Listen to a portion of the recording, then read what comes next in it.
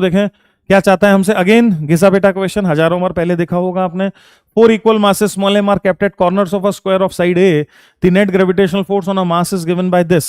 Then find the value of this. तो एक square है और उस स्क्वायर के कॉर्नर्स पर मासेस रखें। बहुत बार आपने किया होगा, अगेन ये भी क्लास नोट्स का ही क्वेश्चन है, क्लास नोट से उठकर आया हुआ क्वेश्चन है। 60 से 70% क्वेश्चन क्लास नोट्स के हैं। तो 4 equal masses m each are kept on the vertices of a square. ऐसा कुछ हो रहा है, ऐसा कुछ हो रहा है। ये 4 masses हैं जो वर्टिसेस पर रखें ऑफ साइड ए, और स्क्वायर का जो साइड है वो साइड है ए। ये भी ए, ये भी ए, ये भी ए और ये भी। अब क्या चाहते हो महाराज, force on a mass, find the force on a mass. किसी भी एक मास पर फोर्स निकाल लो जो तुम्हारा दिल करे। मान लेते हैं इस मास पर फोर्स निकाल लेते हैं, ठीक है जी। तो क्या ये भाई साहब इसको खींचेंगे, ये भाई साहब भी इसको खींचेंगे और ये भाई साहब भी इसको खींचेंगे। इन तीनों का जो रिजल्टेंट है उसकी बात होने वाली है, जो कि ऑब्वियसली डायगोनल के डायरेक्शन में आएगा। तो मेरी बात ध्यान से समझना, ध्यान से समझना मेरी बात को।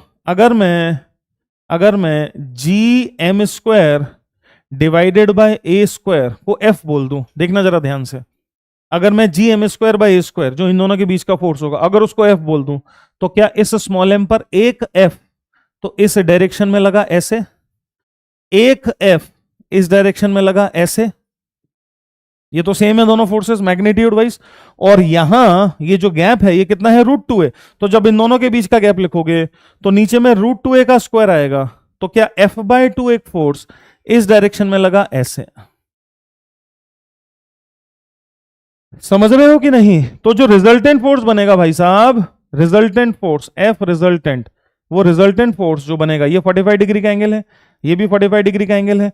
Hence F cos 45, F cos 45, तो 2 times of F cos 45 plus F/2। देखो और समझो, ठीक है? ठीक है जी, ऐसा है, ठीक।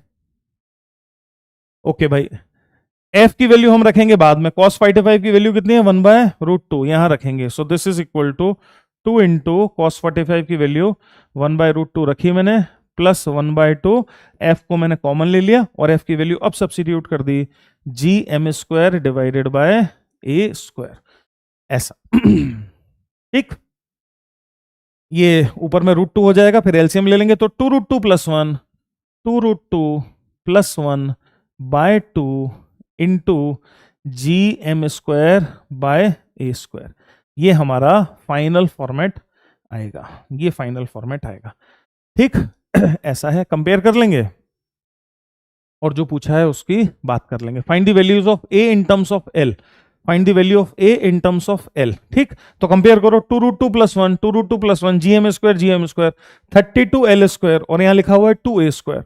तो 32l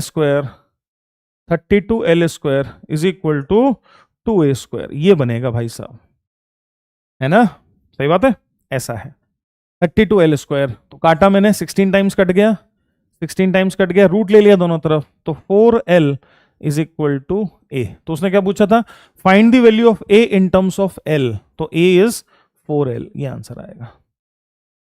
done, 4l would be the answer.